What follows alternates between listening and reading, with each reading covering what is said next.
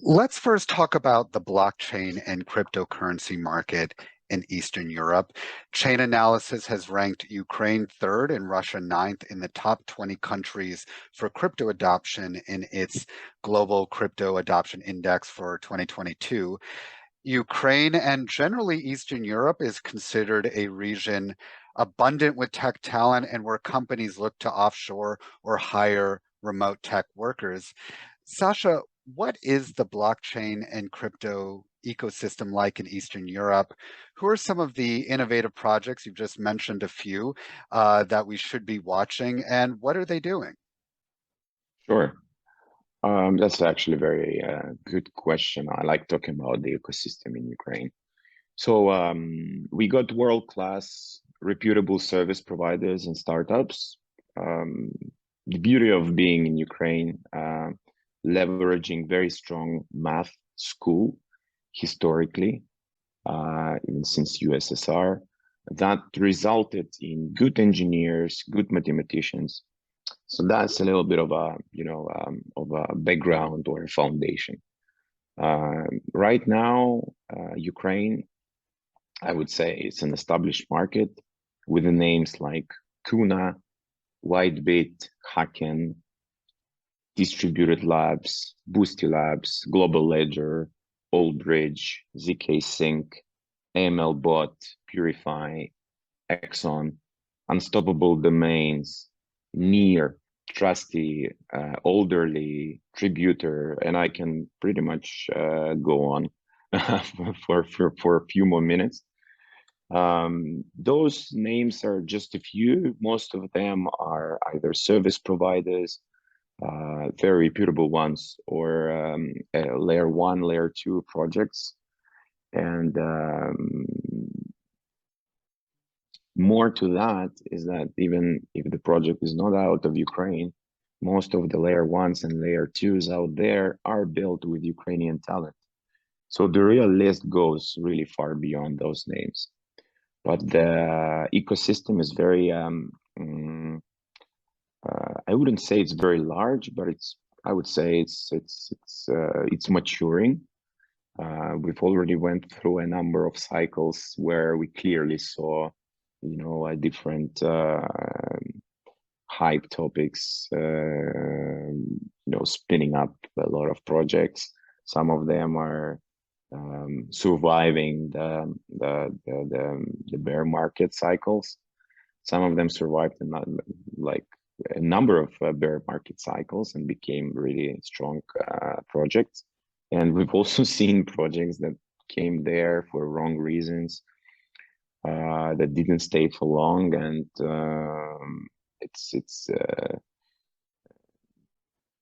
it's great that the roots from Ukrainian, I would say, tech engineers and developers um, are now very spread out around the world. And we, as I said, we see a lot of good, strong projects, exchanges, service providers, software developers, software development houses, products are being spinned up out of here, as well as the hardware development and other deep tech participants as well in the space.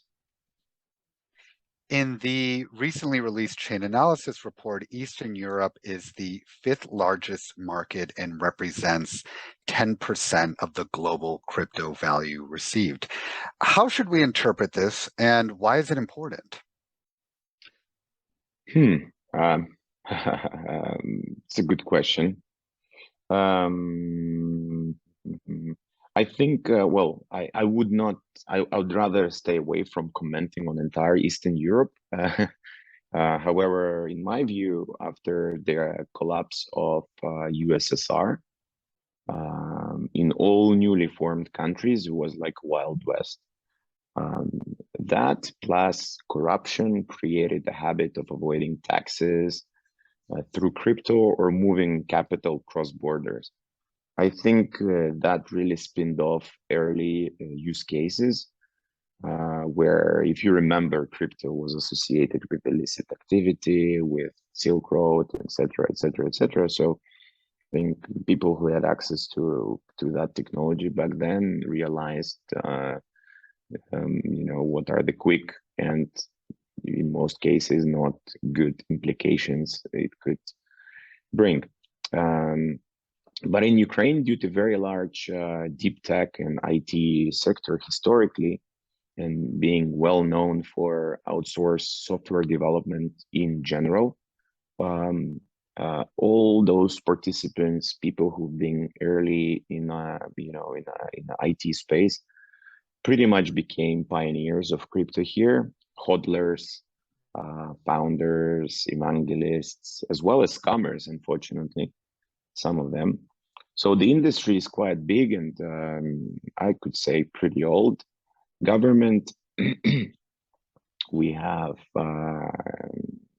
right now started emphasizing digitalization in all domains.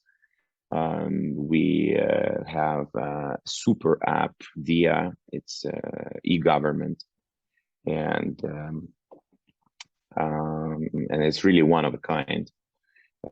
We do have neobanks, which are super strong fintech players, even on the global scale. And we did really well in the past 4 or 5 years on this front. As well as crypto itself became legal finally. So all those aspects, the tech-savvy background, mass adoption in general makes our country, even though we are right now, unfortunately, at the full-scale war, we're on the forefront of not just democracy, but also digitalization. Thanks for tuning in. If you enjoyed the video, hit that like and subscribe button and turn on notifications to stay up to date with us. We also produce a weekly newspaper packed with the latest Web3 news from emerging markets. The link to get access is in the description below. And if you really like the video, share it with your friends and leave a comment. We'd love to hear from you. Thanks for supporting the channel.